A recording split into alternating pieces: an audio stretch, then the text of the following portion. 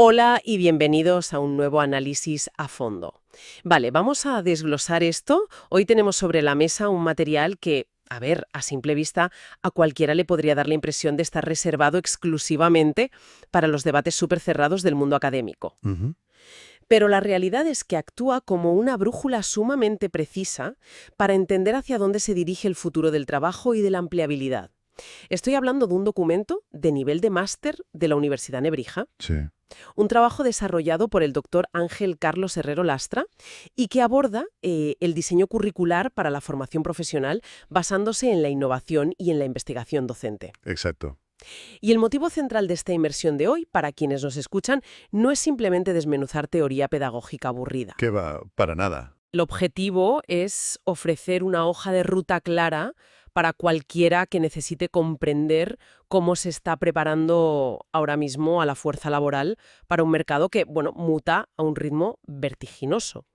Es la clave para evitar esa parálisis por sobrecarga de información y entender cómo se adquieren habilidades reales. Y lo fascinante aquí es que el motor de toda esta transformación estructural no es una simple moda pedagógica pasajera, de estas que vienen y van. Sino que viene traccionado por un cambio legislativo profundo en España. Claro, todo este nuevo paradigma se apoya en una arquitectura legal muy reciente. Hablamos de la consolidación que supuso la ley educativa LOMLOE y de forma mucho más contundente la Ley Orgánica 3/2022, que es la que ordena e integra todo el sistema de formación profesional. Que es un cambio de paradigma total, o sea, reescribe las reglas del juego. Absolutamente, porque asume por fin que el modelo educativo tradicional, ese en el que el estudiante es un mero receptor pasivo de información que solo escucha, pues ha caducado. La FP contemporánea desmantela esa visión para poner todo el peso en el desarrollo de competencias adaptativas, en forjar un pensamiento crítico genuino y anclar la idea de que el aprendizaje ya no es una etapa de la juventud, sino un proceso a lo largo de toda la vida. Es que ese giro de 180 grados en la mentalidad es el verdadero núcleo del asunto. Nos sitúa frente a lo que podríamos llamar el nuevo binomio del siglo XXI, o sea, la forma en la que aprendemos y la forma en la que enseñamos. Ujú. El enfoque del aprendizaje ha abandonado esa dinámica de sentarse a memorizar un bloque de teoría interminable Ujú. y escupirlo en un examen final para olvidarlo a la semana siguiente. Literalmente a la semana siguiente. Tal cual. Para visualizarlo es como aprender a nadar. El modelo antiguo equivalía a pasar meses leyendo un manual densísimo sobre la física del agua, los principios de flotabilidad, la biomecánica del cuerpo. Y luego hacer un test escrito sobre eso. Exacto, un test escrito sin haber tocado una gota de agua en tu vida. Mientras que el modelo actual, por el contrario, consiste en lanzarse directamente a la piscina desde el primer día.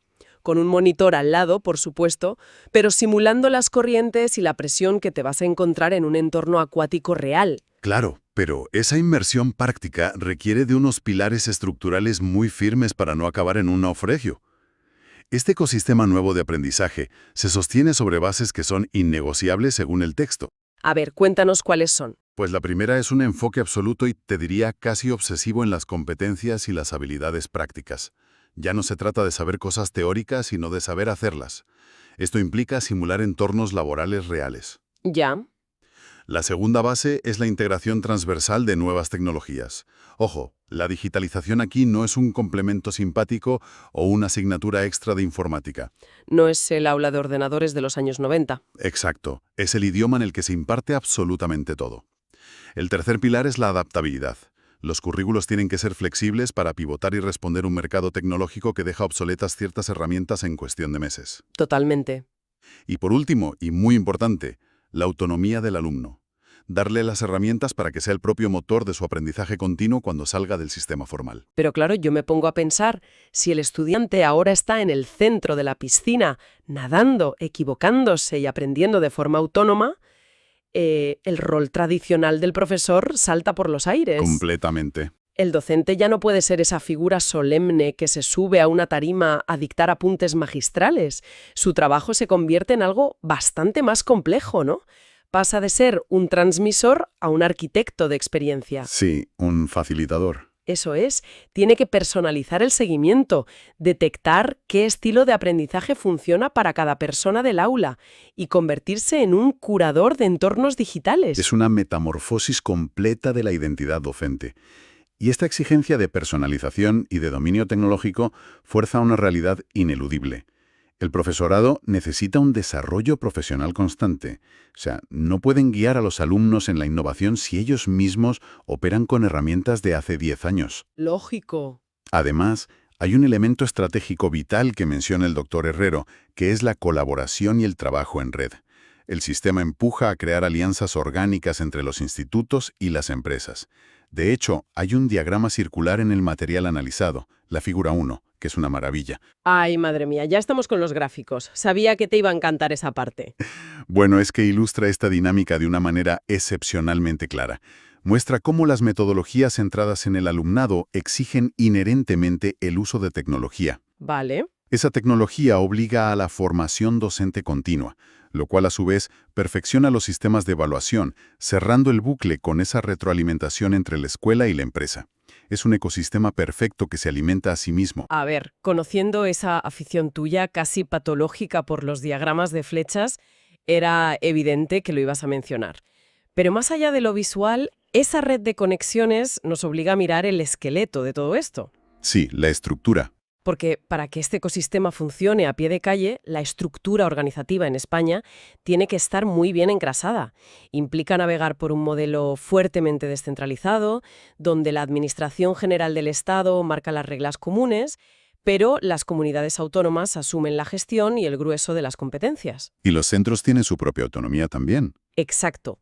Bajando un peldaño más, los propios centros educativos tienen ese margen de autonomía pedagógica vital para adaptar las metodologías a su barrio, a su ciudad, a su entorno. Y es precisamente esa necesidad de adaptación lo que ha impulsado la reforma más ambiciosa de la que habla el documento. Se abandona la rigidez de los planes de estudio monolíticos para abrazar un modelo basado en la capitalización de competencias. Aquí es donde se pone realmente interesante. Sí, porque se establecen 5 niveles claramente escalonados, desde el grado A hasta el grado E, diseñados para que la formación acompañe a la persona siempre, sin obligarle a detener su vida para poder estudiar. Claro, es que este esquema rompe definitivamente con la barrera mental del todo o nada. Es pura modularidad. Para que la audiencia lo visualice, pensemos en ello como bloques de construcción tipo Lego. Me gusta esa analogía. Es que nadie necesita tener el tiempo o el dinero para construir el castillo entero de una vez. Puedes ir adquiriendo y apilando piezas sueltas. Por ejemplo, imaginemos a una persona que trabaja en un taller mecánico y quiere actualizarse. Un grado A le permite obtener una acreditación parcial. ¿Una microformación? Exacto, súper específica. Digamos, calibración de baterías de litio. Es solo una pieza del Lego. Si luego suma otras piezas relacionadas, alcanza el grado B, que ya es un certificado de competencia completo en sistemas eléctricos básicos. Y siguiendo con esa progresión, si esa misma persona suma más módulos formativos, llega al grado C. Ahí ya obtiene un certificado profesional completo con pleno reconocimiento laboral. Que ya es una estructura sólida. Claro. Y el salto al grado D es lo que históricamente conocemos en España como el ciclo formativo de FP, ya sea de grado medio a superior. Esto engloba un perfil profesional amplio. Y la cúspide, el grado E.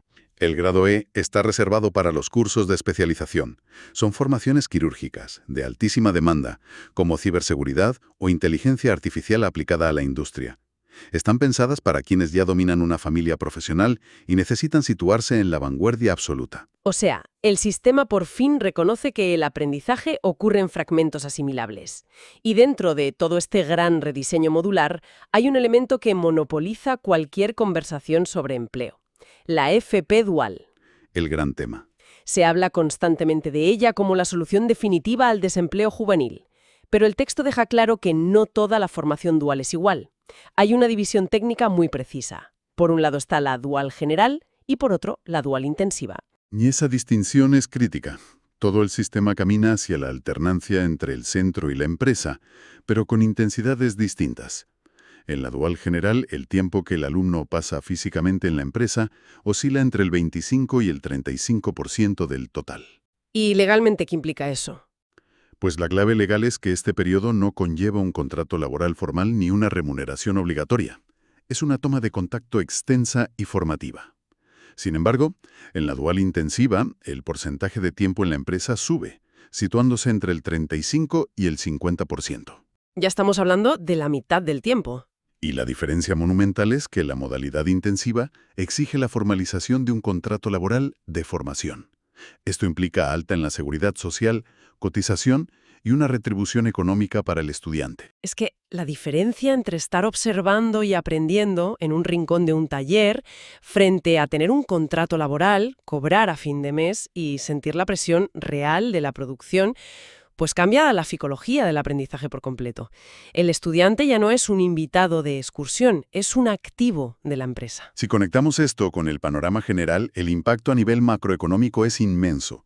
Esta matriz de grados apilables y la FP dual intensiva dinamitan barreras, primero porque soluciona el drama de la actualización constante, permitiendo cursar microcredenciales sin dejar el trabajo. Fundamental. Segundo, facilita el reconocimiento oficial de la experiencia. Si llevas 15 años gestionando la logística de un almacén de forma brillante, pero no tienes título, este sistema prevé mecanismos para validar esa experiencia y darte el grado correspondiente sin obligarte a estudiar lo que ya sabes hacer. Eso es hacer justicia, la verdad. Totalmente. Y tercero, abre avenidas muy serias hacia la internacionalización, integrando estancias en el extranjero dentro de estos bloques del ego que decías. A ver, todo este andamiaje normativo suena como la utopía perfecta sobre el papel del BOE. Pero la verdadera fricción, la realidad dura y pura, ocurre cuando el profesor cierra la puerta del aula y se enfrenta a 30 personas distintas. Ahí está el reto. ¿Cómo se traduce todo este macrodiseño en una propuesta didáctica de lunes a viernes? El punto de partida, que menciona el texto como el faro normativo fundamental, es el portal oficial todofp.es. Sí, la web del ministerio. Exacto. Ahí es donde reside el mapa del tesoro, toda la legislación, los currículos. Pero una vez que el docente tiene el mapa, tiene que mirar a la tripulación. Y ahí entra el diagnóstico inicial del grupo clase. Que se realiza de forma exhaustiva durante el primer mes de curso. Y es la piedra angular del éxito o el fracaso de todo el año. No es rellenar un papel burocrático, es una radiografía indispensable. Porque el aula de hoy es un ecosistema de una diversidad extrema. Concretamente. La LOMLOE clasifica meticulosamente las necesidades específicas de apoyo educativo, las famosas NEAE. Un docente puede tener en la misma clase estudiantes con discapacidad motora, perfiles con altas capacidades que se aburren y desconectan si no se les reta. Que eso pasa muchísimo. Alumnos con barreras severas de idioma por llegar tarde al sistema español, o jóvenes en situaciones de alta vulnerabilidad socioeducativa. Trazar una programación sin tener un mapa exacto de estas variables es conducir con los ojos vendados. Y dentro de esa atención a la diversidad, el documento pone el foco en una herramienta que a veces pasa un poco desapercibida socialmente, pero que actúa como un auténtico salvavidas del sistema, que es la formación profesional de grado básico. Fundamental. Está diseñada para jóvenes de entre 15 y 17 años que corren un riesgo inminente de quedarse fuera del sistema educativo tradicional. Y ojo, no es simplemente un currículo rebajado en dificultad. No. Es una medida extraordinaria que exige recursos muy singulares, materiales adaptados, reconfigurar los espacios y los tiempos. Es pura contención contra el fracaso escolar temprano. Exactamente.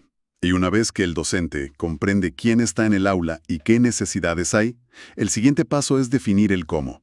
Aquí es donde se le declara la guerra abierta al mecanismo tradicional, a esa rutina tan antigua de dictar, copiar y memorizar. Hay que aplicar metodologías activas. Sí. Y el aprendizaje basado en proyectos, el ABP, brilla con luz propia, porque fuerza a los alumnos a resolver problemas reales, fomenta la negociación, el reparto de roles, la comunicación efectiva. Habilidades idénticas a las que te exige luego una oficina o una fábrica real. Y para que esos proyectos en grupo no se conviertan en un caos absoluto en clase, entra en juego una metodología que invierte la carga de trabajo, que a mí me encanta, la clase invertida o flipped classroom. Maravilloso concepto. Cambia el guión por completo. En un modelo antiguo, el profesor gasta 50 minutos de clase explicando la teoría de circuitos eléctricos en la pizarra. Suena el timbre, el alumno se va a su casa a intentar montar un circuito solo, que es justo el momento donde surgen las dudas. Se frustra y abandona. Claro, porque no hay nadie para ayudarle en su casa.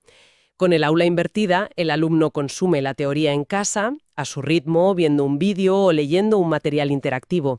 y utiliza la hora de clase presencial con el profesor ahí delante para conectar los cables, equivocarse, quemar un fusible y entender por qué ha fallado de la mano del experto. El aula se convierte en un taller, no en una sala de conferencias. Eso es. Pero para que todo este dinamismo tenga validez académica, el diseño de la programación exige un nivel de precisión casi científico al definir los objetivos. El texto hace un apunte muy específico sobre esto. Elimina cualquier ambigüedad exigiendo que los objetivos de aprendizaje se redacten obligatoriamente utilizando verbos en infinitivo que denoten una acción observable. Nada de verbos vagos. El alumno debe conocer o entender un proceso, porque la comprensión interna es subjetiva y no la puedes medir. Claro, el diseño curricular exige verbos de acción puros. Leyendo el texto hay una ráfaga de ejemplos buenísima. Exige que el alumno sea capaz de analizar datos, crear un modelo, debatir ideas, diseñar un plano, innovar en un proceso, sintetizar un informe. Son acciones medibles en el mundo físico. Y esa necesidad de medir acciones tangibles nos arrastra de lleno hacia uno de los grandes abismos históricos de la educación, que es la evaluación. El temido examen. Tradicionalmente ha sido sinónimo de un examen final de 2 horas a cara de perro, donde un mal día echaba por tierra 9 meses de trabajo. Pero si el alumno aprende a base de proyectos y clases invertidas, ese examen monolítico pierde todo el sentido. Entonces, ¿cómo se mide el éxito ahora? Pues transformando la evaluación de un evento punitivo a un proceso continuo. Apoyado en el Real Decreto 659/2023, el nuevo paradigma asume que la forma de medir tiene que mimetizarse con la metodología. Si enseñas de forma práctica, evalúas de forma práctica. Tiene toda la lógica. Y aquí entra el concepto de retroalimentación constructiva, o feedback. Para que sirva de algo tiene que ser hiperespecífica y darse durante el proceso, cuando el estudiante todavía tiene margen para corregir el rumbo, no al final de la evaluación, cuando ya está suspenso. También se integra muchísimo la autoevaluación, para forzar esa mirada crítica sobre su propio trabajo. Ahora bien, seamos realistas un momento. Pedirle a un docente que gestione a 30 estudiantes con ritmos diferentes, que evalúe de forma continua basándose en rúbricas de proyectos, que genere informes personalizados en tiempo real, pues, a ver, suena a un volumen de trabajo manual sencillamente inabarcable. Con papel y boli es imposible. Es logísticamente imposible, claro. Y aquí es donde el andamiaje tecnológico pasa de ser una opción supermoderna a una cuestión de pura supervivencia docente. El texto menciona herramientas concretas de la tabla 2 que son vitales, plataformas como Aditio para centralizar la analítica de la clase, Rubistar o iRubric para diseñar matrices de evaluación, o Google Forms y Evacolmix. La tecnología es el exoesqueleto que soporta el peso de este modelo hiperpersonalizado. La digitalización es el sistema circulatorio aquí. Pero esto nos devuelve a una advertencia muy seria del doctor Herrero: la asimetría tecnológica. ¿A qué se refiere? A que para que un docente implemente todo esto, necesita un respaldo institucional masivo. La exigencia de innovación hacia el alumno presupone la actualización del profesor, y para sostener este pulso existe toda una red autonómica y estatal diseñada para que el docente no se quede rezagado. ¿La formación del profesorado? Exacto. Hablamos de instituciones que actúan como laboratorios de innovación. Por ejemplo, los CEP en Andalucía, los CEFIRE en la Comunidad Valenciana, los Berritzeguneak en el País Vasco o el CRIF en Madrid. Y a nivel estatal, recursos del ministerio como el INTEF, Procomún o SEDEC constituyen una red de seguridad crítica para que el profesor evolucione al ritmo frenético que marca la ley. Entonces, ¿qué significa todo esto? Si nos alejamos por un momento de la terminología legal, los acrónimos y todo eso, y observamos la fotografía completa de este análisis, la conclusión es rotunda, yo creo. Sí. La formación profesional en España ha dejado de ser esa ruta paralela rígida y a veces lastrada por estigmas bastante injustos para erigirse como un organismo vivo de altísima precisión. Es un ecosistema profundamente tecnológico, enfocado en la inclusión y diseñado para encajar en las fluctuaciones salvajes del mercado laboral actual. Y la reflexión subyacente más poderosa de este mapa conceptual es que certifica oficialmente la defunción de un modelo social que nos acompañó durante décadas.